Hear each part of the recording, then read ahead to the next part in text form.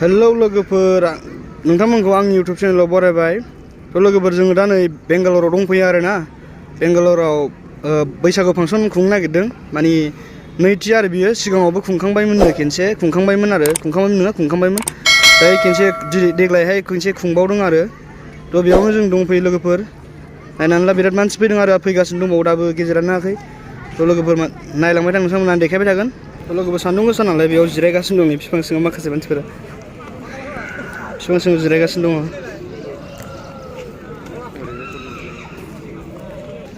थ' बेयाव भलिबल बादायलायनाय जागोन आरोना।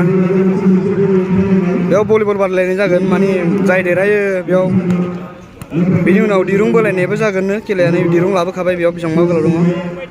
थ' नायलांबाय था देखायलांबाय थागोन आङो लोगोफोर। बेंगालराव बर'फोरा बेसेबां बुरजा दङ नायलांबाय था। सान्दुं गोसाथार आरो सान्दुंआ एसे गोसायैनो जादों ओमफ्राय बेखायनो मबाइला बारा मोजां नुवा आंना केमेराया। नायलांबाय था लोगोफोर।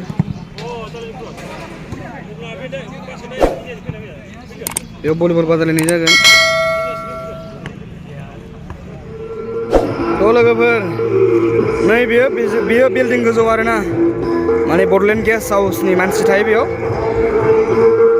बिल्डिं गोजौआव फैबाय आङो ना। बे गाहायनि सान्दुङा गोसाथार बारा मोजां नुनाय जानाय नङा। मोजां नायबाय था लोगोफोर नोंसोर देखायलांबाय थागोन आङो। बेंगालरावबो बर'फ्रा गोबां दङ बैसागु फांसन खुङो। माने बिसोर आसामाव बैसागु मोनजायासै नालाय बेनिखायनो दा बेयाव खुंबाय आरोना। लोगोफोर नायलांबाय था।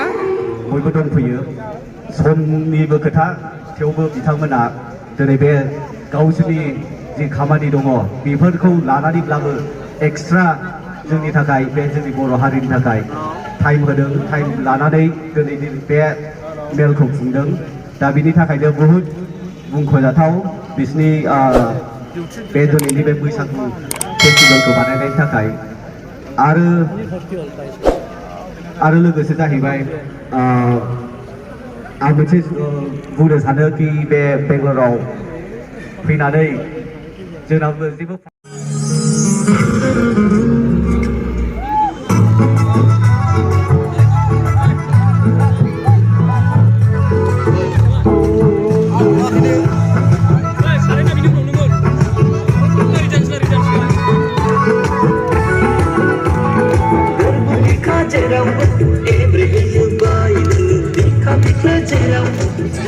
माखासे जिरायगासिनो दं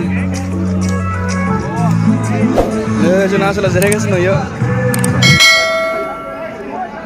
थ' बेयाव जानाय लोंनाय जागासिनो दं बैसागु फांसन बेंगालराव आरो जानाय लोंनाय जागासिनो दं। बिथां बुरानि नायलाय माखासे जाखांबाय दा मोनसे जागासिनो दंबावो। नायदो बेयाव ओंखाम संदोंमोन आरो संनायमोन दा जाखांबाय माखासेया जागासिनो दं नै बेयाव जिरायगासिनो दं।